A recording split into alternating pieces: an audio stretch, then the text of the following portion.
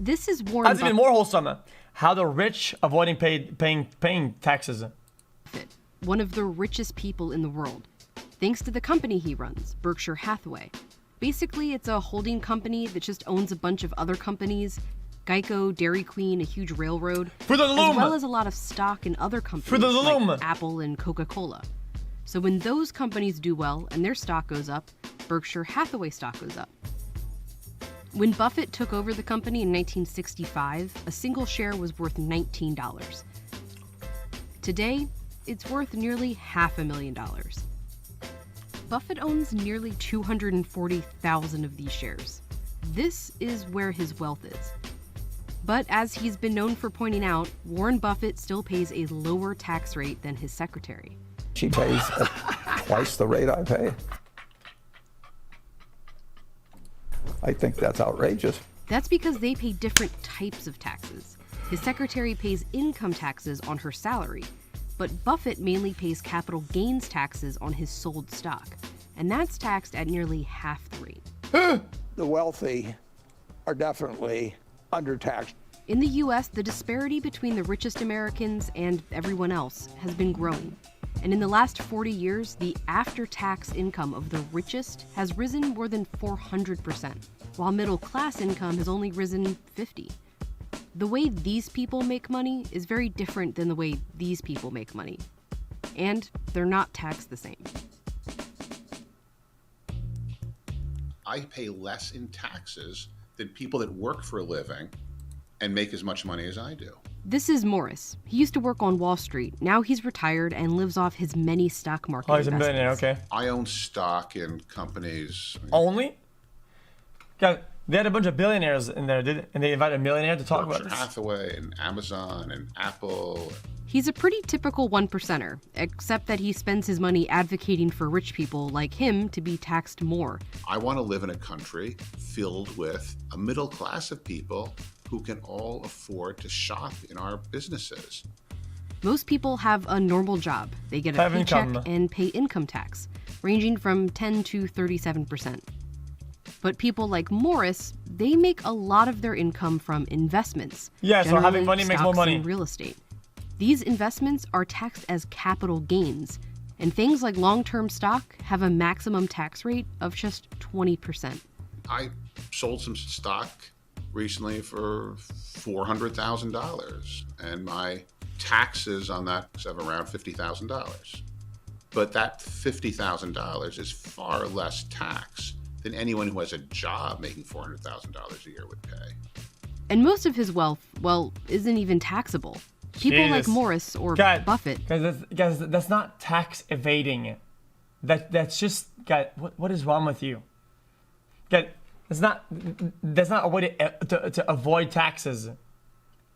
Because the income that you made to buy investment was already taxed in the first place. What they're saying is that if you put that money into stocks and you make money with those stocks on the way out, you won't be taxed as much as if you made that money through labor or whatnot. That amount of money you made to the stock passively going up is taxed way less.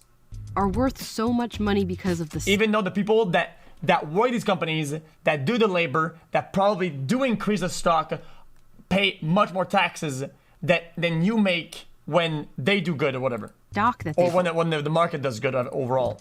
But it's not tangible, Right? spendable, taxable money. I can look at Kind my of. stock portfolio and I can say, oh, I made $1 million this year, but it doesn't mean I have to pay anything in taxes, because our system is based on only paying taxes when you actually sell something. Amazon's Jeff Bezos, the richest man in America thanks mostly to his Amazon stock, pays almost nothing in taxes. Oh, why not? We value his worth here, but it's never taxed unless it's turned Oh, into 'cause real he's not money selling when he sells it. the stock, and it's taxed as a capital gain.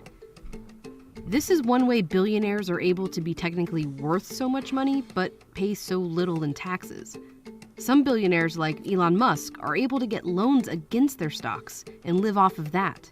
They don't even need to sell the stock to turn it into spendable money. No sale, no taxes. The fact is, if you're a billionaire, Wait. I guess I have a question though. Because if they hoard all the stocks, whatever, right? they can use that stock to gain stuff or whatever. That's pretty much what they're doing, right? And they never sell it. So it's like, oh yeah, but it doesn't matter because one day they'll sell it, right? And that money will come back into circulation because they sold it and it's gonna go into taxes. But then they never sell. So then what? What if they literally actually never sell? Millionaire, you don't need any income. There's also a big loophole in capital gains taxes that the rich exploit called the stepped-up basis. If, hypothetically, Warren Buffett were to sell his stock, he'd have to pay capital gains taxes based on his profit, so the cost of the stock minus the original investment. But if he holds off selling his entire life, when he dies, whoever inherits the stock and then sells it would only have to pay taxes on what they earned after they inherited it, leaving all those original gains untaxed. It's part of what's called buy, borrow, die, and it's one way the richest families avoid paying taxes. It's this system and the fact that most taxable capital gains are going to the top 1% that lawmakers see changing the capital gains tax as an easy way to tax the rich.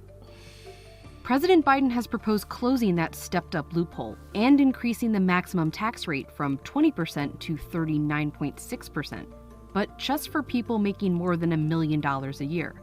Critics argue that it may discourage people from investing in the stock market, or that current millionaires would just sell less stock.